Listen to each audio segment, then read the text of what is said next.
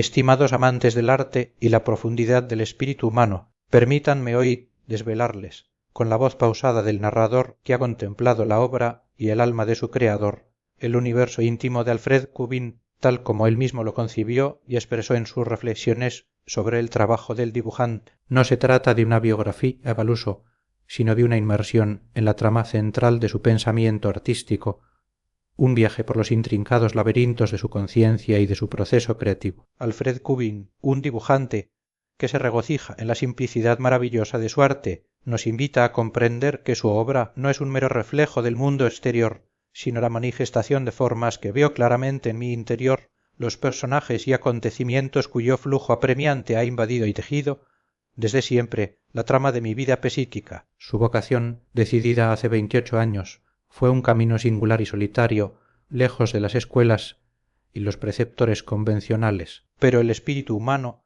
inclinado hacia lo misterioso, lo extraño u horrible, encontró en su arte un valor universal, un eco profundo que resonó más allá de las fronteras de su lengua. Para Cubin, el verdadero espectador no se limita a una mirada crítica o encantada, sino que, movido por un contacto secreto, debe adentrarse en la cámara oscura, rica en imágenes, de su propia conciencia onírica, porque todos, lo sepamos o no, atesoramos la herencia de un inmenso pasado personal, un tesoro fabuloso que la agitación cotidiana a menudo nos hace olvidar. Las experiencias de la infancia, lejos de borrarse, se renuevan incesantemente, tejiendo lazos con impresiones posteriores y constituyendo la semilla de su arte un acto de magia al alcance de quienes viven íntimamente con su pasado. A sus 72 años, Cubin reflexiona sobre el dibujo como un destino empujado por una necesidad interior. Sus incontables obras han sido una inexpresable levedad, una liberación de la absurda presión de esa fuerza elemental y tan cercana que se ejerce sobre mí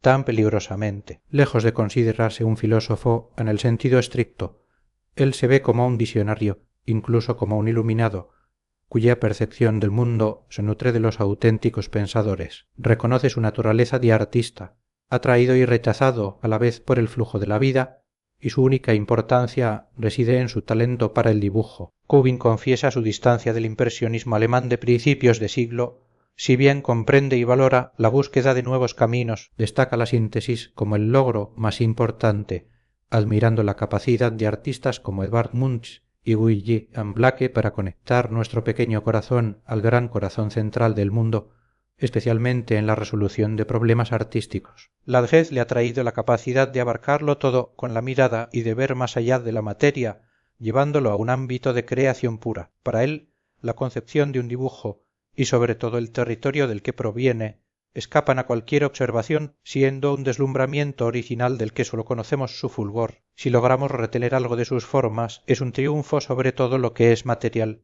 sobre el polvo y el caos, enraizando la obra en su origen eterno y misterioso, arrancándola del instante para proyectarla a la libertad del futuro. La crítica, para Cubin, es un fenómeno complejo. Aunque ha recibido comentarios mayormente favorables, la hostilidad apasionada siempre le ha resultado interesante, mientras que la falta de comprensión y la malevolencia le dolían. Pero su verdadera pasión radica en el mundo enigmático del sueño, un territorio que explora con la disciplina de un artista, desarrollando una facultad de recuerdo que le permite apresar visiones fugaces. Para él, la vigilia es un sueño más rígido y más luminoso, y el abismo entre ambos imperios del alma es el origen de toda creación. El sueño, un poderoso mago, posee una capacidad de transformación de las más desconcertantes y una riqueza exuberante. El artista verdadero, aquel que hace la experiencia de todo eso, debe acercar estos polos opuestos de una misma creación para encontrar su germen común. Cubin describe su proceso de atrapar sueños,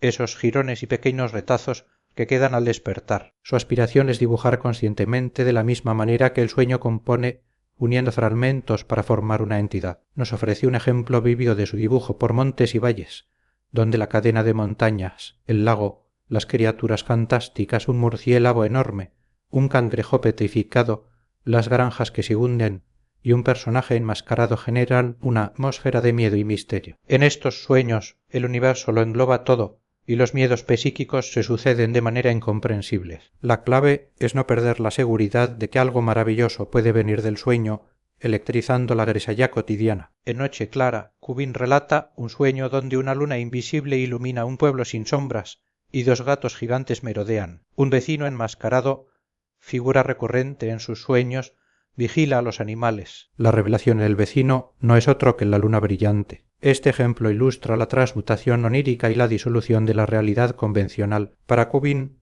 el mundo es intrínsecamente fantástico de un extremo al otro. Su permanencia en él, rodeado de espectros, se explica por la estabilidad original de mi interioridad. La conciencia racional, el yo despótico, es quien expulsa y perturba las criaturas del sueño, generando dolor y resistencia. La solución es vivir en la sombra y no oponerse a las solicitaciones misteriosas, renunciando a las autoridades que nos separan de la misma materia del mundo. La vida del pensamiento, aunque benéfica, se convierte en un punto débil cuando se le concede un desmesurado poder de actividad sobre conceptos vacíos. El alma de entonces debe infiltrarse en las alcobas y pasillos secretos de los sueños, observando, estremeciéndose y maravillándose ante la riqueza inestimable de incluso la más insignificante de las figuras humanas. Un capítulo fascinante en su reflexión es el arte de los locos. Su visita a una clínica psiquiátrica de Heidelberg marcó un punto de inflexión. Lejos de la condescendencia, Cubin y su compañero neurólogo se encontraron ante milagros llegados de las profundidades del alma de artistas esquizofrénicos y autodidactas. Fascinado por su misteriosa ausencia de reglas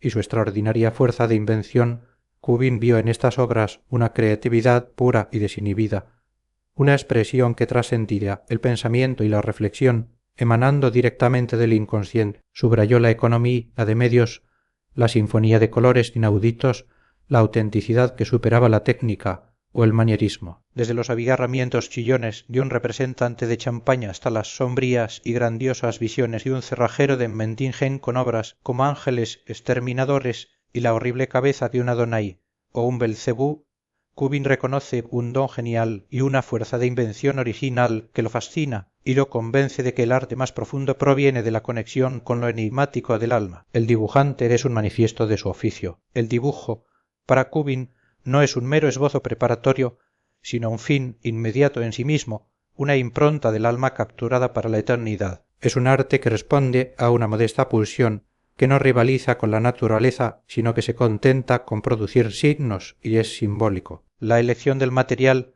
especialmente el papel y la tinta china, es crucial. La calidad del papel, su grano irregular, su tono, pueden poner calor en sus dedos. Él mismo trabajó durante años en el reverso de planos catastrales austriacos. La pluma, su instrumento más importante, garantiza una transmisión inmediata de la imaginación y la inexpresable agitación interior. La técnica, desarrollada lentamente desde matizados dibujos a tinta china hasta un ensamblaje de líneas tan rigurosas como un sistema económico, busca una penetración exacta del trazo. Cubin no cree que estudiar a los grandes maestros garantice la originalidad, sino que valora el trabajo de artistas modestos, menores y con frecuencia desconocidos, que plantean los múltiples problemas del arte abstracto en blanco y negro. La fuerza creadora, para Cubin, reside en la capacidad de crear formas, una pulsión desigual, indomable que le obliga a descargarse de la pesadilla de la visión confiriéndole forma. Los dibujos de los niños, los fetiches oceánicos,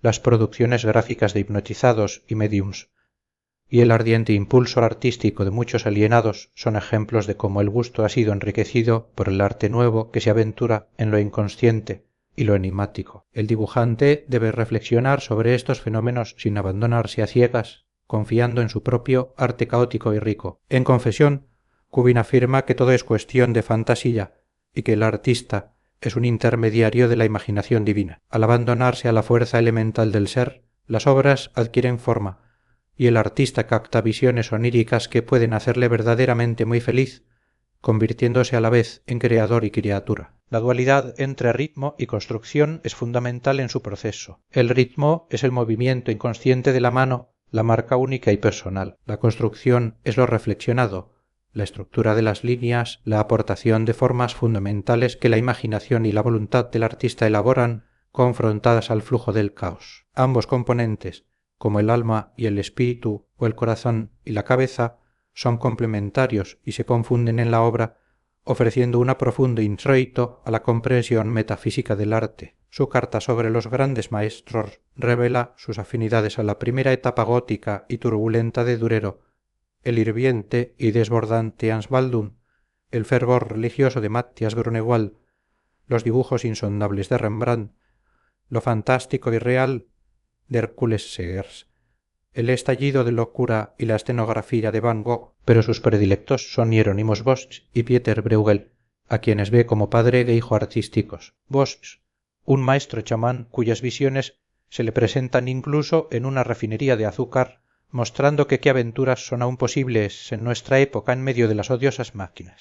En Recuerdos de un país casi olvidado, Kubin ahonda en la génesis de sus formas, la gran receptividad y el innato gusto por la forma desde la infancia, nutridos por libros ilustrados como Recuerdos de un país casi olvidado, son fundamentales. Esas imágenes, grabadas indeleblemente en su memoria, eran más íntimamente reconocidas que la realidad posterior. La deformación infantil de un asesino o un mendigo se revela más poderosa y expresiva en la imagen original, demostrando que el arte está unido de manera indisociable al inconsciente. Incendios, riñas, la muerte de su madre, un encuentro con un hombre de cráneo bombado que cree encarnación de Satán, todas estas impresiones juveniles obsesionan su trabajo, conformando un número relativamente poco importante de arquetipos. Los sueños son su mina de hallazgos, confirmando que la experiencia de la naturaleza es idéntica a la del arte y que no solamente se sueña durante el sueño, sino durante todo el tiempo. El dibujo a pluma posee una autonomía muy singular. Es el arte de la improvisación, donde pocos trazos revelan años de estudio y experiencia. La pluma permite que el temperamento del dibujante se manifieste inmediatamente en su punta, una propiedad que dota de una vida misteriosa a este arte. Admira la fuerza hechizadora de los trazos de Graf, Rembrandt y Brouwer. Valora la ligereza y la unidad de sensación y espíritu que la pluma permite, conectando con artistas como Topfer, Buste o Daumier. La magia de los dibujantes germánicos, que se introducen literalmente en la profundidad del mundo, le interesa sobremanera. El miedo y angustia ante un caballo desbocado en su infancia se convierte en la fuerza motriz para plasmar incidentes similares en su arte. A la pregunta de cuál es el sueño que aún no ha realizado, Kubin, con su característico humor, responde: aún no he realizado mi deseo de encontrar una vaca lunar. En su fragmento de una imagen del mundo, Kubin expone su cosmovisión, el hombre, unión de caos fondo abisal, impersonal, sin sentido y ser soporte de la conciencia, aislado, cercano, está destinado a transformar su inalcanzable y plástica realidad en una irrealidad que llamamos mundo. Los artistas, héroes, fundadores de religiones, son los frutos más maravillosos de esa secreta y fértil combinación del caos y del ser, capaces de ocultar el fondo abisal, asegurando la permanencia del mundo a través de la armonía de la obra. La magia es una actividad magnética surreal, donde la conexión personal con el mundo del sueño es clave. Su arte se nutre de aparecidos, magos, genios, hadas, brujas, duendes y el más o menos honesto y a veces incluso diabólico parásito que lo habitan. Su imagen del mundo es fragmentaria, subjetiva, y la única infortunio para él sería tener que vivir y no poder crear.